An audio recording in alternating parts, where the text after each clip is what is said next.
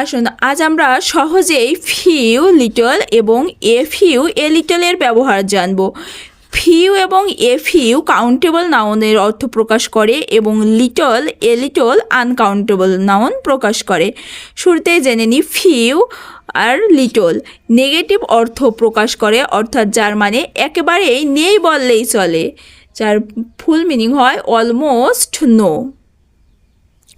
Few a few এবং a little এটা positive অর্থ প্রকাশ করে, অর্থাৎ সামান্য কিছু আছে। যেমন I have a few friends in this city, এই শহরে আমার বন্ধু নেই বললেই চলে, অর্থাৎ আমি প্রায়ই একাকিত্ব ফিল করি। There is a little water in the glass, গ্লাসে সামান্য কিছু পানি আছে যার দ্বারা তৃষ্ণা মিটবে না।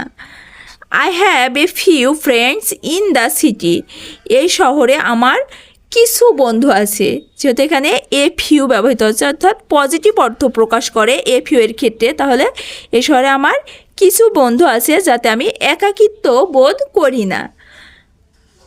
There is a little water in the glass, এটা যেহেতু পজিটিভ অর্থ প্রকাশ করে তাহলে কি হবে, গ্লাসে সামান্য কিছু পানি আছে যার দ্বারা আমার তৃষ্ণা মিটবে।